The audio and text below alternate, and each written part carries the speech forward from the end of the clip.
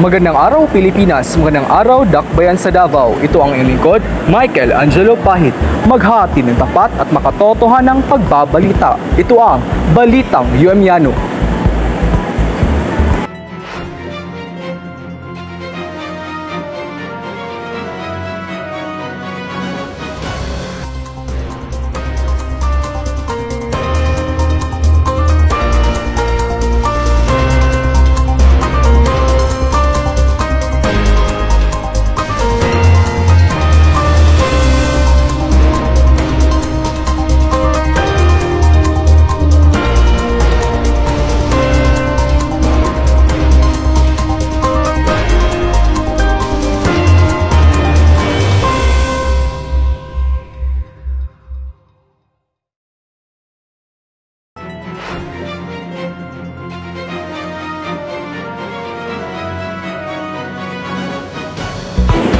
At nagbabalik ang Balitang UMiano sa ulo ng mga nagbabagang balita. CPE, ano ito at bakit mahalaga sa profesionalismo? Narito si Limuel Santosidad. Limuel? At ngayon, nakasama natin si Engineer Salazar. The question is it beneficial? Does it help the professional and how? So to, beneficial, pinakauna. So yes, CPD is beneficial since ang ginabuhat man gud sa CPD kay maghatag na sila og mga seminars, and that seminars will help the professional to isa na siya kanang to develop themselves also, di ba? Kaya para matagaan pa sila og knowledge from the katong mga seniors, no? Especially if sa ako kay bago pa man ko na lisensyado. So, syempre, need na ko advice from them. And so, these CPD points or the seminars na gina-attend na ko, na makahatag siya para maghatag og experience ako, knowledge, at the same time, para mas ma-enhance na ko ang akong skills sa ako ang trabaho. So, and then, next question, sige to? Next question, sir, is it practical? What are the advantages and disadvantages? Practical, kung practicality ang ginastoryahan, si CPD kay dili kay siya practical, no? Kay since si CPD man gud kailangan ka magasto. Okay? So most likely imong gastuhan na mga nasa 5K, and syempre, di ba? Medyo sakit man na siya sa bulsa para sa tuwa. So dili kay siya kuan budget friendly, no? Pero tabang kayo siya. Beneficial siya. Ayun sa gitong second question, nakalimot ko. Is it practical or the advantages and disadvantages? Is it practical? Tapos, next question na po to, ang isa. Ay, isa ra. Or isa lang. Sa to? What are the advantages and disadvantages? What are the advantages and disadvantages? Ang advantage niya kay, nasa na siya? It helps the organizations para mag-leave. Siyempre, for example, ang naghahatag mga CPD points is mga kanang mga issued by DPRC nga maghatag og CPD points ng mga organizations. Like for example, sa ako, I'm under, nasa na siya? PICE, Philippine Institute of Civil Engineers. At the same time, I'm also part of the NAMPAP for the National Plumbing Association. So, kana silang mga organization, naghahatag na sila mga seminars for the CPD points. Okay? And then, need nila tong budget or katong mga hatag sa among bayad sa seminars kay para makabuhat pa sila og another seminars. Para mara siya og pamparoling nila ba, kumbaga. And so, if walay bayad, sa may mahitabo sa mga organizations, mawala sila, di ba? So, mara ganyan na among point sa niya. Disadvantage and advantages na. Last question, sir. If given a chance, what do they want to suggest to the government pertaining to the implementation of CPD? To the implementation of CPD? Wala kay kumain na kay since I'm totally okay with the CPD points nga kanang magbayad lang. Although, kung ikaw po, no, say for example, kanang sana siya, part ka sa organization. Siyempre, kung wala budget ang organization, so may mabuhat sa organization. Di ba wala? Okay? So, para sa kuha, wala kayo makuhaan sa sana siya, no, kanang government implementation, kaya since okay pa man sa kuha. Basta ka pa lang. Thank you. Ako, si Lemon Santosidad, ako na tagalahat ng balita. CPE, paano ito nakakatulong sa pag-unlad ng mga profesional? Narito si John Paul Pajiji, nagbabalita. At makakasama natin ngayon si Professor Roy De Leon. Continuing professional development beneficial po, sir, and does it help the professional and how po? Yes po, it is very beneficial kay diri man nato makita ang willingness sa usa ka professional nga magpadayon sa pag-grow as part of his profession. Second question po is it practical and what are the advantages and disadvantages of CPD po?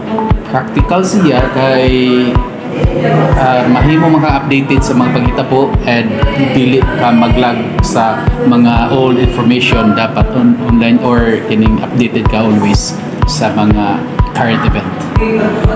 If given a chance po, what do you want to suggest to the government pertaining to the implementation of CPD po? Continuous seminar. Thank you po, sir. Ako si John Paul Pajiji, ang ikalawang tagalahad ng balita. Praktikalidad ng CPE, mga bentahe at hamon para sa mga profesional.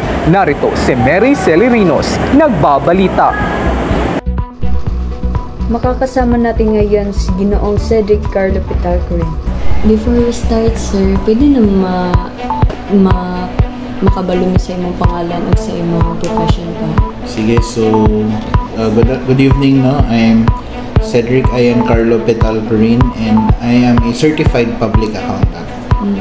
For you, sir, is it beneficial? Does it have the professional? How? Ang CPD, no, ang Continuing Professional Development, in my experience, CPD by nature really helps the professional. Kasi lalo na if you're not in the academe. Kasi if you're in the academe, you're always updated with the current trends, no, mga bagong mga guidelines, no, when it comes to the profession. But when you are not in the academe, like for example, you are practicing your profession, kung hindi ka nag-avail or hindi ka nag-participate sa mga CPD activities, is that you will really be left behind, no, pagdating sa ano yung mga updates, trends. So for me, CPD by nature is very beneficial to the professional. Thank you, sir. Next question po, is it practical? What are the advantages and disadvantages po? In my experience din also, no, lalo na sa amin sa accountancy profession, masabi namin na if you are not into the academe, mag-practical talaga siya in a sense na you will be updated with the latest standards, with the latest trends in the profession. However, sometimes it becomes impractical because yung mga CPD providers, some of them, nakita na parang naging, parang money, income generating or cash generating na siya na activity. So, merong mga providers that charge a lot, no, when it comes to yung mga seminars or activities that have CPD units. So in a sense, no, nagiging impractical siya kasi kung you are a professional, you need to, for example, if you want to earn 8 CPD units, you have to go out of your work or mag-leave kasi mo ang full-time job, no, just to attend that seminar. So sometimes, no, ang way na pag-earn natin ng CPD units right now is somehow impractical. Okay? Kasi you need to attend a seminar. Though I believe the CPD Council, no, of the different professions are making they are trying to do or make ways, no, na pwede maka-earn ng CPD units, like for example yun sa kanilang from their workplace. I think those are mga things na would help, no, the professional in earning the CPD units that they need. So the last question po, sir, if given a chance, what do they want to suggest to the government pertaining to the implementation of continuing professional development? Right now, because we have a CPD law, no, that really requires professionals to earn CPD units, ang lang sana, kung pwede, no, if possible, the government, since they are the ones regulating through the Professional Regulation Commission, na sila yung nag-regulate ng CPD, maganda sana na equal ba? Equal sana yung CPD requirements ng iba't ibang professions. Pero I also acknowledge the fact that not all professions are created equal, kasi meron talaga mga professions na mas higher yung required number of CPD nila. Like for example, in our case, in the accountancy profession, if you want to practice your profession, for example, in one of our sectors, the public practice, and if you're in the academia or an accounting teacher, you're required to earn 120 CPD units for a period of 3 years. And that is because that is aligned with the international requirements ng international requirements ng International Federation of Accountants. So yun, no, when it comes to the regulation by the government, sana equal lahat, pero as what I mentioned, some of this won't be possible because iba't iba rin yung needs ng mga different professions. So siguro for the government, ang pwede nila ma-regulate siguro is yung fees, no, pagdating sa fees, kasi I think right now hindi siya ganun ka-regulated na parang may tariff ba, like for example, may seminar, 8 CPD units sa seminar, depende sa provider, iba-iba yung presyo. So maganda kung makaset yung PRs or government na parang pag ito na seminar dapat ito lang yung maximum na bayaran per equivalent unit. So I think yun lang yung kanilang pwede gawin for now, no? Kasi hindi naman talaga nila pwede tanggalin yung requirement ng CPD because it's a law. Tapos unless they repeal the law, and the law naman, the CPD law, and as what I mentioned earlier, CPD by nature is beneficial naman talaga siya sa professionals. So I think Ako si Mary Princess Angel Salarinos, ang ikatlong tagalahad ng balita.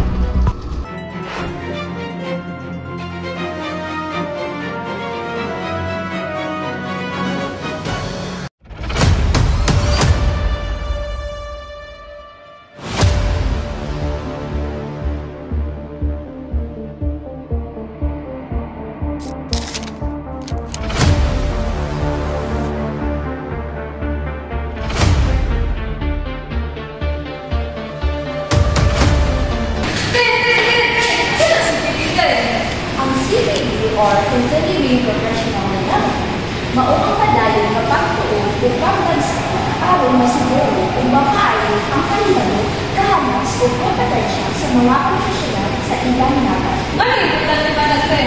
Importante ang CPD aron mapadayon ang kanilalo kahanas o kompetensya sa mga profesional ug masiguro ang taas na kalidad sa ilang serbisyo. Mabay, salamat kitikas mo kinadiskusyon sa kapwa. Salamat.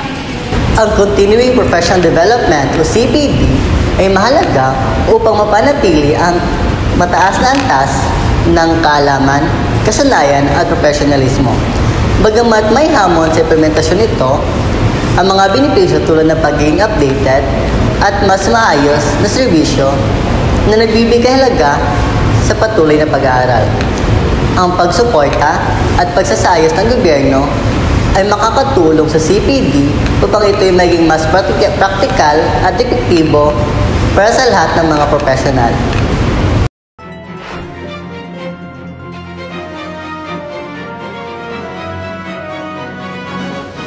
At nagbabalik ang balitang UMiano.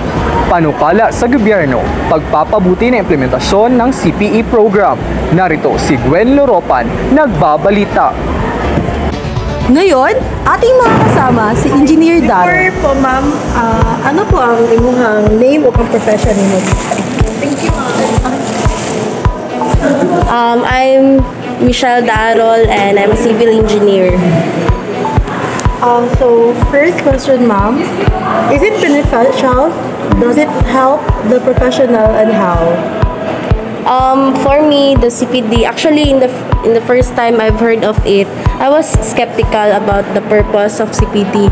I thought that CPD was just another money-making scheme of some organizers to milk the professionals into going into seminars.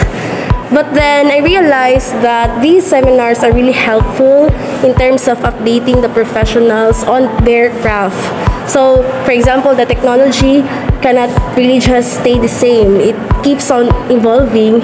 So the professionals have to keep up with it as well. So for me, it really is helpful to the professionals because who are those people who would be willing to give them such knowledge or additional expertise rather than those organizers themselves. So, second question, ma'am. Is it practical? What are the advantages and disadvantages? Well, in terms of practicality, I believe it's practical, no? If you want to hone your craft, if you want to be someone who is indispensable in your organization, or you want to be someone who is sought after, who would want to be sought after. So, in terms of convenience, so not so in that side, no. It's because, of course, you are working, you have an 8-hour job. So if you join these seminars, that could also hinder your job roles. So for example, us, we are teaching in an university. So if you're going to some seminars, so there's a time that would be absent. So it's inconvenient in that aspect. I believe that's the only disadvantage, as well as the cost that would entail it. And luckily for us, we are subsidized by our employers into joining these seminars. But how about those people who have their own salary? So for us, we're not really that well compensated.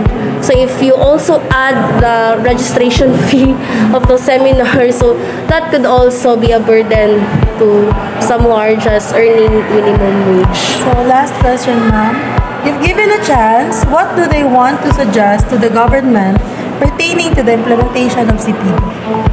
Well, I believe CPD is very purposeful, like updating the professionals, teaching the professionals, developing the skills and whatnot. What is really hindering the professionals to join is the cost. So if the government can shoulder some of the costs to make it affordable, it would be very beneficial. So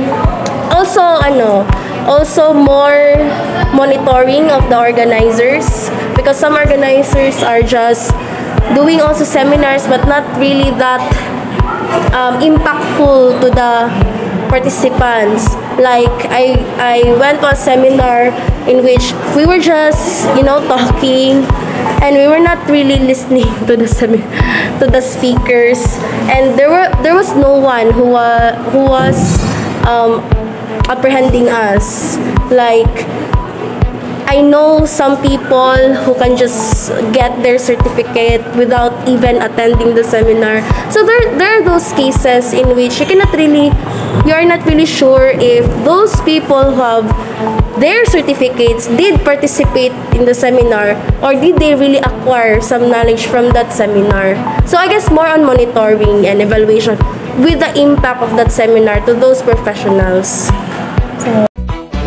Ating makakausap ngayon si Nurse Darlene Joy Estrada.